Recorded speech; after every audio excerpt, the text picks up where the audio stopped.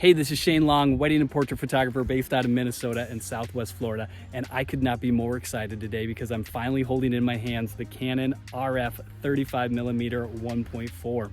We're gonna get out here and take some photos with it, and I can't wait to share them with you. We're gonna go through them, we're gonna check out the background blur, the sharpness, the autofocus speed, the lens flare, a whole bunch of stuff. All right, here we go.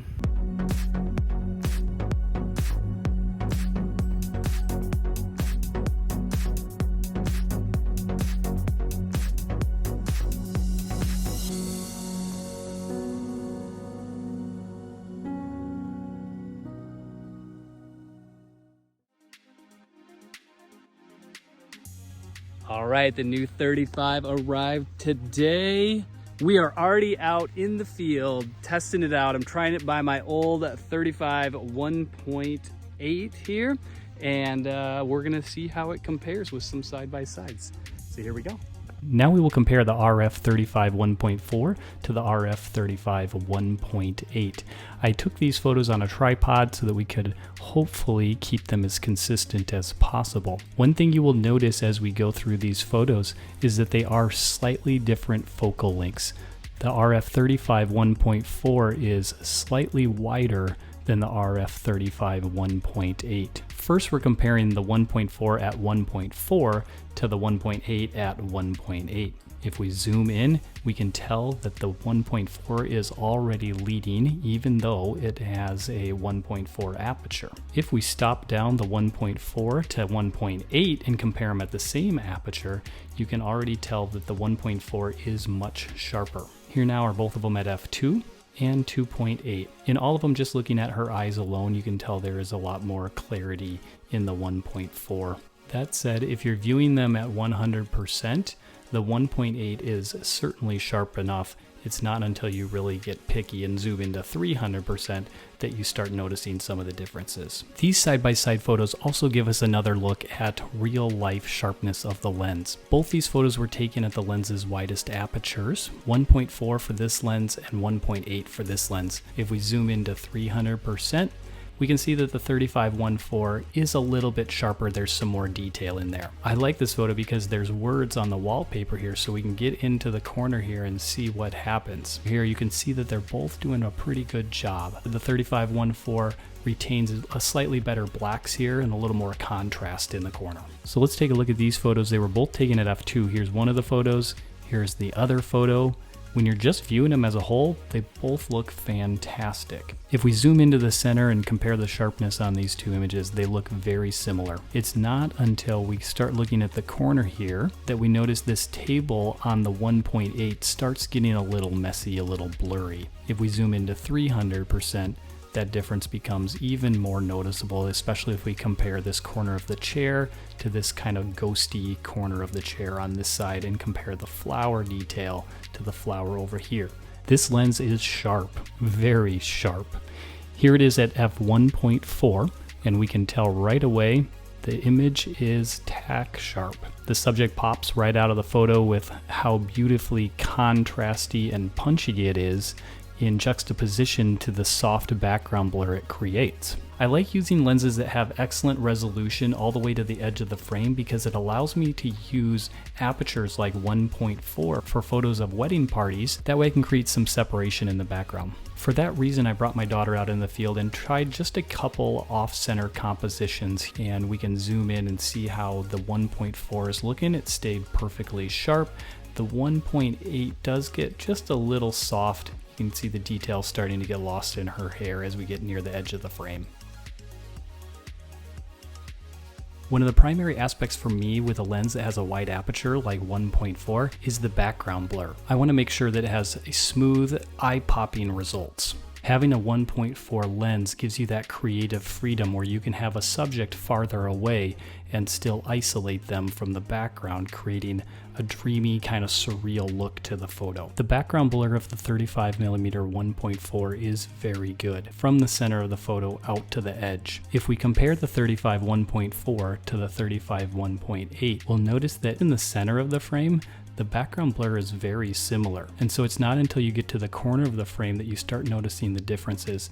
The 35 1.4 still remains smooth, with that cat's eye kind of swirl to it, whereas the 35 1.8 kind of loses its shape. It starts getting a little jittery, a little messy as you get into the corners. As you study the RF35 1.4, you will notice that it does have the cat's eye swirl to it, which is an element that I actually prefer in my lenses. I like it because it brings the attention to the center of the photo where my subject is. We can see that in this situation here. If I zoom in, you'll notice that when we compare the two, on the 1.4 it still has this swirl with nice looking smooth focus circles, whereas on the 1.8 it tends to get more messy, kind of jittery as we get into the top corners. You just have to decide if a client is prioritize that or if they're just going to really look at themselves and see how they look in the photo. I think it's important to compare the background blur and the separation you get when you take a wide shot.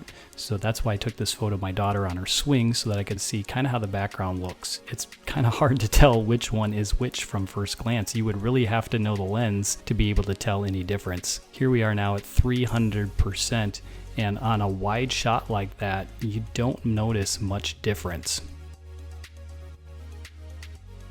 I did a couple tests here where I had my daughter run full speed at me to see if the autofocus could keep up, and I'm happy to report that she was tack sharp in every photo. The autofocus was very quick and fast, and then of course we had the little slip here at the end and it tracked her face all the way to the ground there. So it's just fun to see that the autofocus is that quick that at 1.4 now we can have people running right at us and the camera can keep it in focus. Here is a video clip so you can see how quick and quiet the autofocus is.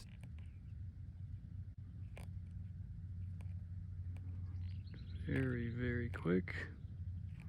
And if we go from minimum here to maximum, actually there's a deer right there.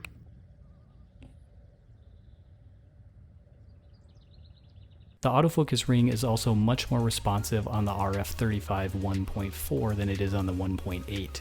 On the 1.8 you have to turn the focus ring over and over and over again to go from minimum focus to infinity. And that's even if I tried changing it from degree of rotation to the speed at which you spin the ring. On the RF35 1.4 it functions quickly just like you would expect it to.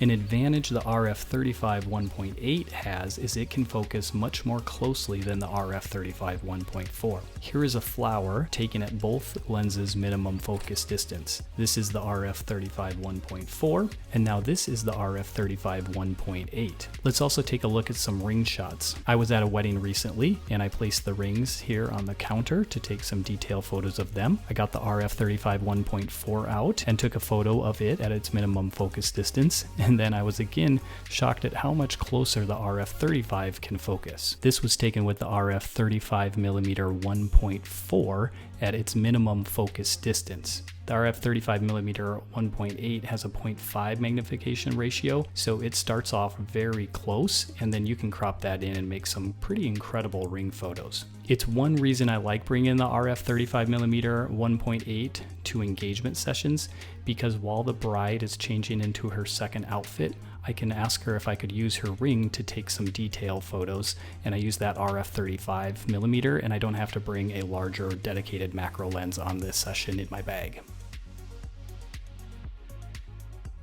Let's go ahead and take a look at some of the distortion that this lens has.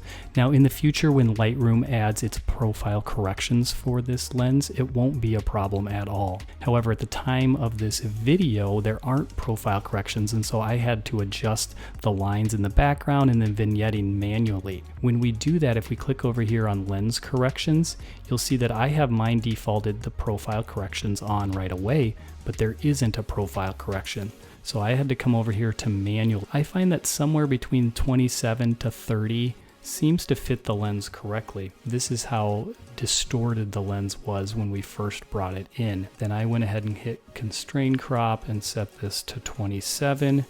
And that straightened out the lines in the background. The vignetting is another issue, and this one's a little bit more concern for me because the more you push the corners and brighten them to fix the lens correction, the more noise you introduce in the shot. So this is how the lens performed with its vignetting when it was brought in, and then I moved the slider up to kind of correct those corners.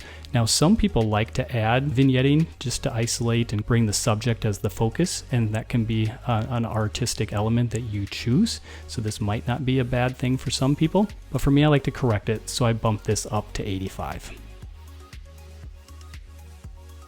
I'm often shooting in backlit sunny conditions around sunset, and so one aspect I was curious about is how well this lens performed with the sun behind my subject. I'm happy to report it does much better than the RF35 1.8 and even better than my EF35mm 1.4 used to perform. On the EF35 1.8 I would always get an artifact that seemed to show up right on the face of my subject, and this new lens does have an artifact that it seems like this little dot tends to show up, like for example right here on her forehead, but it's a little bit smaller I think than that lens was. You also get some other elements that will show up here at the bottom of the frame. I took some videos here so you could see it live how it performs.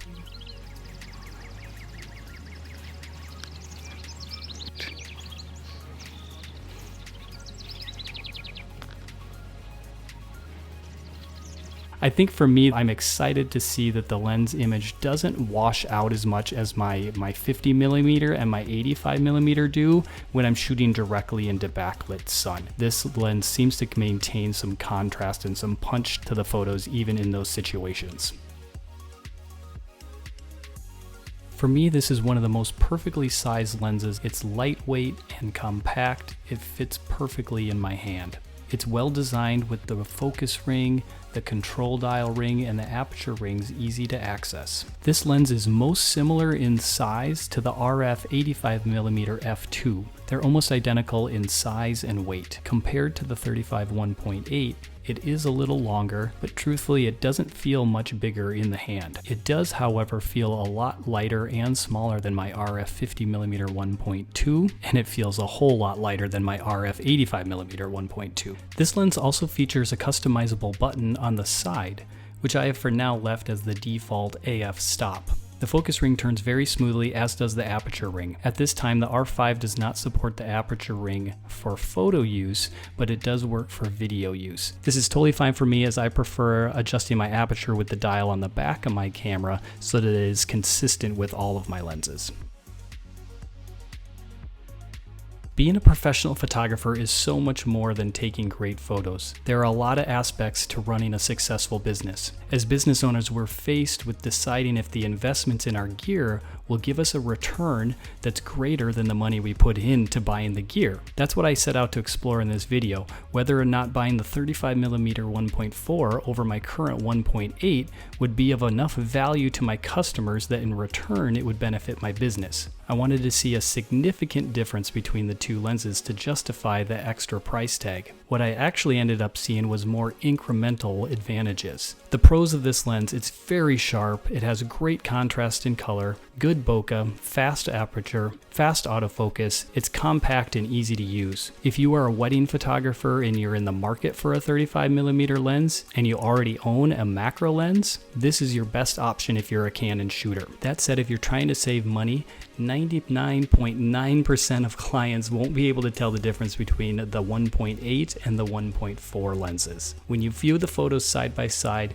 it takes an in-depth knowledge to distinguish between the two of them. So if 35mm isn't your most used lens on a wedding day, the 1.8 is a solid option and gives you the extra macro ability. That said, if you're a pro shooting Canon and want the very best in image quality, this lens is your ticket. If you would like to read my review of this lens and be able to view the photos, I'll have a link down in the description to my website where you can view the blog post. I want to end with a fun little test here. I'm going to cycle through the photos, give you about 3 seconds, and see if you can tell which photo is which lens.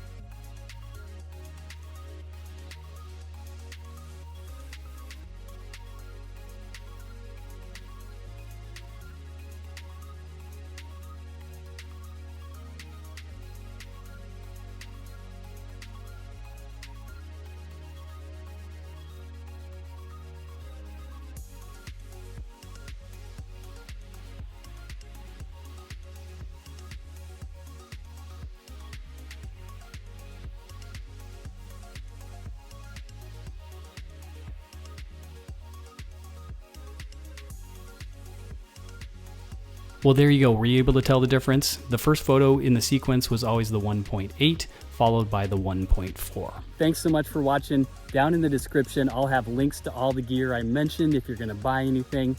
If you would consider subscribing to our channel and giving this video a like, that really helps us out. We'll see you next time.